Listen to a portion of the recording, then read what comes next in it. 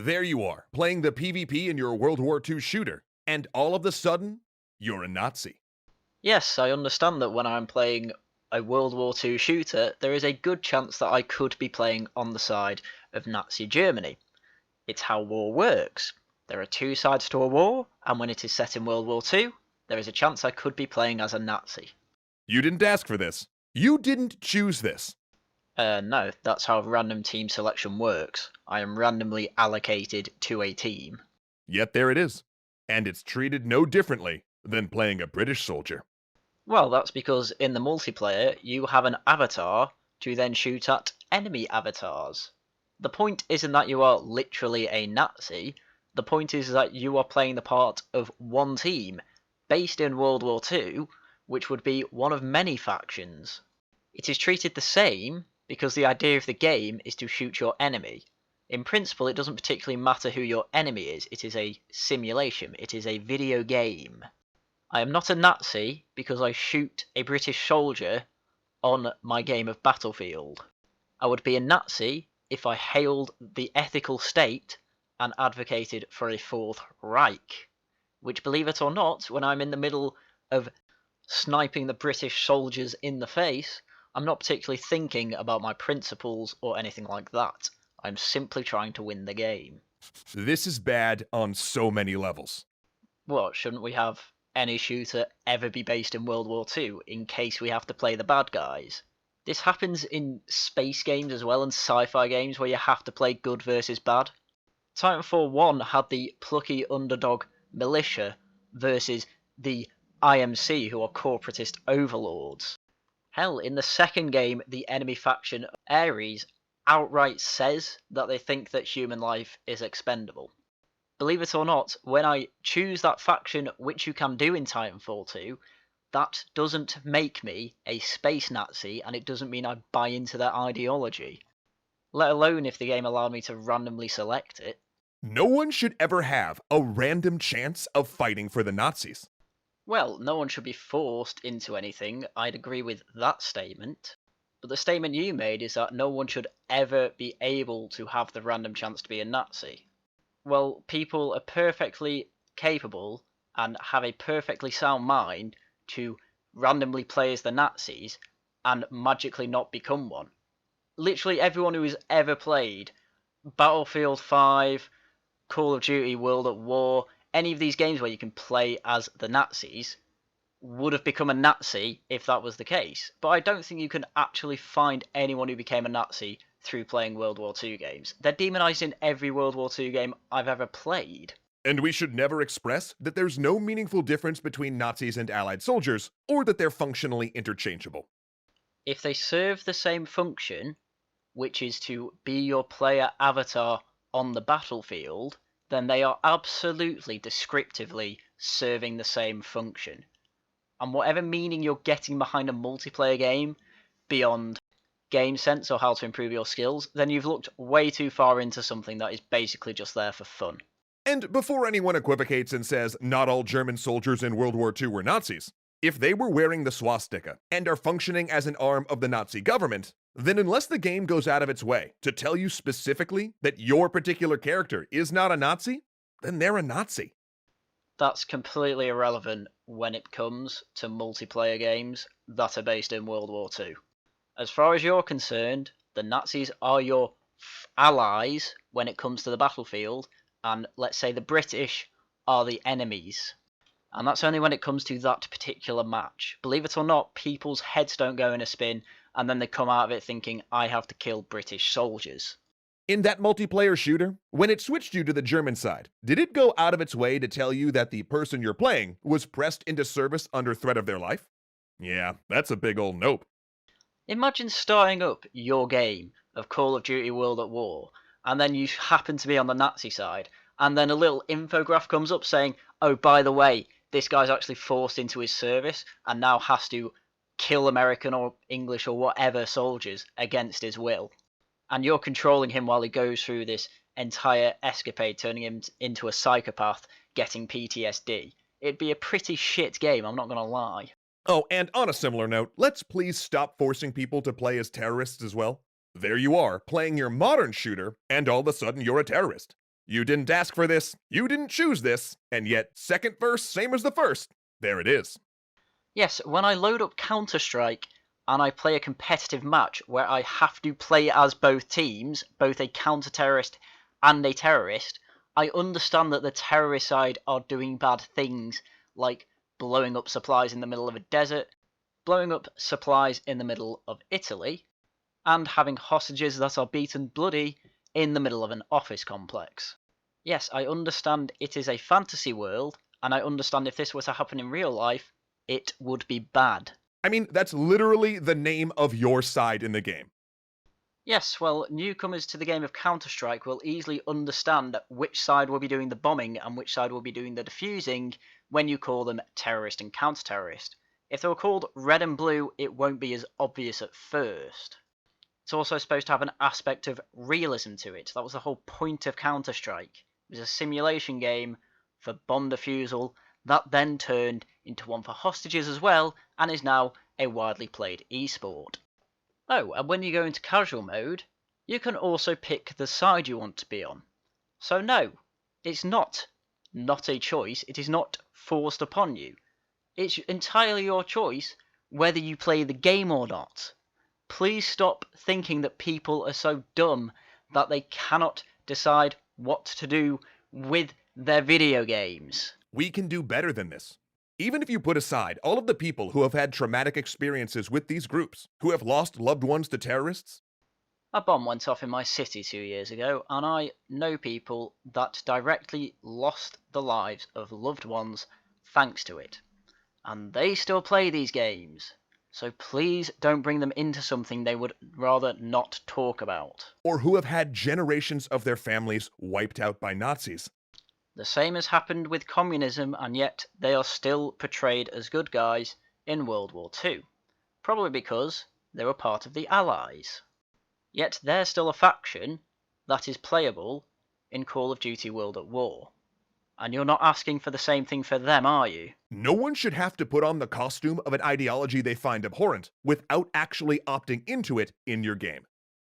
Every single gamer knows that when you play any game that has to do with shooting, you'll be randomly put on one side of a team. And when you play a World War II shooter, you are gonna be pretty damn sure that one of those teams is gonna be the Nazis. So you are implicitly agreeing to play as Nazis when you play that game. You don't need to opt in to play as the bad guys. That is part of the game and the setting. Please stop assuming people are dumb. And by making people do so, we get them to stop thinking about it, to stop thinking of the meaning behind these things. We normalize them. Where Eagles Dare was a British film that came out in 1968. The Nazis were the bad guys in it. In the film, there is no indication of concentration camps or the Nazi ideology. All you really knew directly from that film was that the Nazis were the bad guys. And believe it or not, people understood that Nazis were the bad guys for good reason without getting into the nuance of it. Believe it or not, people understand this when they are randomly put onto the Nazi team in World War II games. We make them just window dressing for entertainment. Those uniforms, those symbols, become things that no longer inherently revolt us. They reduce our visceral reaction to seeing the embodiment of these ideologies. The exact same thing can be said for the Romans. In fact, the Romans are generally seen as the good guys in most films that they appear in. Yet they hold pretty backward beliefs, such as slavery and other poor practices, such as gladiator arena fighting. Hell, they fed Christians to lions. But the point is that these things, yes, we revolt less at them because they are in the past. And the further things go in the past, the less they affect us today. World War II isn't too far off from being a century old. As we move further and further into the future, it will be less and less ingrained in our psyche, and as a result, we may not find it as revolting, but just as a piece of history. Entertainment is not doing that, but moving forward in time is. Now, does this make us totally ignore the history that comes with them? No. But for some people, it moves them from the territory of revolting to just edgy. I get the feeling I'm going to be talked at as to why edgy humour is bad. and I am really going to get annoyed if that's the case. It makes scrawling a swastika on something change from unthinkable to just dangerous. You know, people still think that the Nazi symbol's terrible, right? They think the swastika is something that you should absolutely not be writing on desks and things like that. But they also realise that kids can be the worst sometimes and will just put it on because they think they're being cool. Like, they do understand this, and the kids doing that think it's cool because they know it's outside the boundary of what is acceptable. So it's gone from terrible thing to slightly less terrible thing. I wouldn't call that a bad thing. I would just call it a normal thing for the passage of time. It means you might not take iron crosses all over a website as a warning sign that you should immediately leave. And if you don't leave, you might start reading and buying into hateful ideas there. I do not have a problem with people reading into hateful ideas. In fact, I condone people to do that, just so you understand what can be going through people's minds and the ideas they could come out with, and it also gets you thinking as to how you can counter that. It is also fairly unlikely that they will actually buy into these hateful ideas as you say, and I really don't see any example of someone playing a World War II shooter and then moving on to the Daily Stormer and believing everything Andrew Anglin has said. The alt-right don't go into Battlefield 5, purposefully try and get themselves onto the Nazi team and go down comms, hey, you know what guys, these Nazis weren't all so bad, you know. That just doesn't happen, and this isn't the thing that is normalising Nazis, as you say, it's just the passage of time. People can still think that the Nazi ideology was one of the worst things to ever grace the earth and not outright react revolted to any mention of Nazi or any viewing of a symbol of Nazism. It's called maturity. It seems like such a small and simple thing, but it's things like this that erode our safeguards against dangers we sacrifice so much to fight. If you think that Nazism is going to be on the rise again because we make entertainment based on the era of World War II, then I have no idea how you function as a human being. I don't even know how you know how to breathe. By the time you've played 100 hours of being a Nazi, their voice stabs become memes and in-jokes with your friends. By the 1000th time you've respawned as a terrorist, you're either celebrating them or making fun of them. As someone who has clocked an embarrassing amount of time on Counter-Strike Global Offensive, I have to say I highly doubt that your hypothesis is true. Neither of which helps the global crisis we have that takes thousands of lives every year. If you could just name me one person that is on the side of the terrorists because they clocked a ridiculous amount of time into Counter-Strike, I will be gobsmacked if they are a functioning human being. So what do? That's easy. Don't make them morally equivalent. They're not now, they're just avatars for your shooter because they are in the era of World War II. They are entirely amoral when it comes to that. Don't make there be no in-game moral difference between your Nazis and your allies, between your terrorists and your counter-terrorist squads. Frame PvP as a training exercise, or simply take one of your non-odious sides and recolor them so that it's red versus blue, rather than Axis versus allies. Or understand that people aren't going down a pipeline of Nazism by playing these games and let people make the damn art that they want. A good example of a game that does this is Rainbow Six Siege. All of your bomb diffusion and hostage rescue multiplayer with no normalizing terrorists. In fact, by having all of the characters as counter-terrorists training for a possible threat, it highlights how real and present of a threat that is. I don't know anyone that takes that into account when they play Rainbow Six Siege. All they're thinking is, how the hell do I get this hostage out of this room? And oh my god, why is the fuse bombing the shit out of the hostage room? And if you decide that you need to have both sides be playable, don't make them interchangeable. Don't have players randomly spawn in as one or the other. Allow players to choose which side they're on. Now, of course, this has all sorts of in-game problems. So you acknowledge that this can cause problems for games and game developers, but you are forcing them to do this anyway because for some reason you think that games make Nazis. Such as creating shorter wait times for fascists. If you think that's what's going to happen if you force people to choose which side they're going to go on, you are going to be in for an unpleasant surprise. But you know what? Those wait times could be artificially extended if it meant players had an active choice in what teams they would represent if you're saying we need people playing Nazis in our games. If you extend the wait time to actually join the game for the Nazis, that's going to tilt the odds in the side of the Allies so much, it's going to become such an unfair game that no one's going to have fun. You literally want to break games because you don't want to play as Nazis. There's an even easier choice to do this.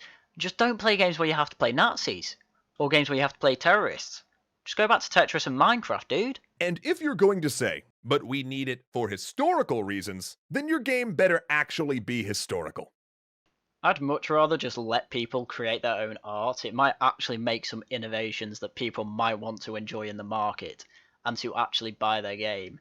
Maybe you shouldn't try and be an arbiter of what should be acceptable in art and what should be considered properly historic. You can't really just hide behind the fact you called your desert map El Alamein and say, but it's historical. If that were the case, you need your PvP to at least represent real historical events and be a realistic take on those battles. Once you make both sides balanced, it's also no longer historical. And you can't really say that you need Nazis anymore for historical accuracy. Oh, and once you let players get cool weapons that weren't actually at that particular battleground, it's also no longer historically accurate. When people say that they want their game historically accurate, they mean they want it true to the setting. And that, unfortunately for you, does mean that there has to be Allies and Nazis. It also means that they're not going to put a futuristic laser weapon inside their World War II game. They are going to put any weapon they can find from their World War II game that they see fit. It is called art. They don't have to have every detail artistically following what happened between 1939 and 1945. And you can't declare that your game will suffer if you don't put players in the jackboots of the Third Reich.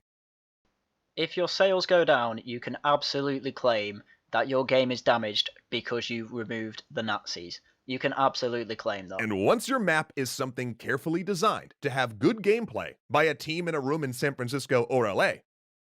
Since when are they the only two places that are able to make balanced maps? And it's not a faithful reconstruction of the actual places the historical events occurred in, you can no longer say we need to have players take up arms in service of terror or hate. You can actually justify having Nazis in any of your arts for any reason whatsoever. It's your art, you can do with it as you wish. If you think your game needs Nazis, you put Nazis in your damn game. Hell, you can even have them as the good guys, I don't care. As long as the game's good, people will buy it. I mean, hell, people will boycott it if it has Nazis being the good guys in it, but, I mean, I don't know anyone that would want to do that. And look, we're not saying we can't have games about World War II or about terrorism. We're not even saying we shouldn't make games where you play as a Nazi or a terrorist. But what we are saying is that the fact that you're playing as a Nazi or a terrorist in a game has to mean something. So you might not be saying you can't make games about Nazis or terrorists, but you're saying that if you do have a game where you are a Nazi or a terrorist, you have to have it abiding by our ideology. That's basically all you said there. You've basically said you have to make propaganda. Well, that tends to make absolute garbage games, I'm afraid, so no one's going to do that. And it can't just be a skin. It can't be something that a game randomly drops you into. You need a better reason for that than because you want propaganda in games instead of it being art. And really, if we are saying anything in this episode, it's this. Games can do better. Unfortunately, when you say games can do better, you mean it can do better in your own moral framework. To me, art is completely amoral. It is there for entertainment and to provoke thinking, should it be able to go that far. And good art will keep you thinking for a good long while.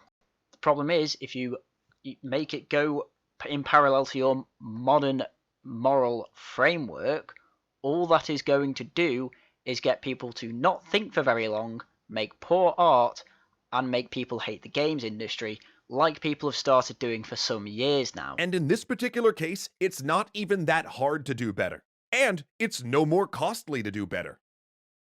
Getting Nazis out of your World War II game will absolutely stop people from buying your World War II game, and that will absolutely cost a company money. If you don't think people buy World War II games because Nazis are in it, you're an idiot. There's a whole reason that every single World War II movie and game has some form of Nazism in it, and that is because it is historically accurate when it comes to the settings. All it requires is that we in the game industry be cognizant of the world around us and what these symbols we're drawing on mean. It is not a game developer's job to be a propagandist. It is a game developer's job to make video games, which in turn are art.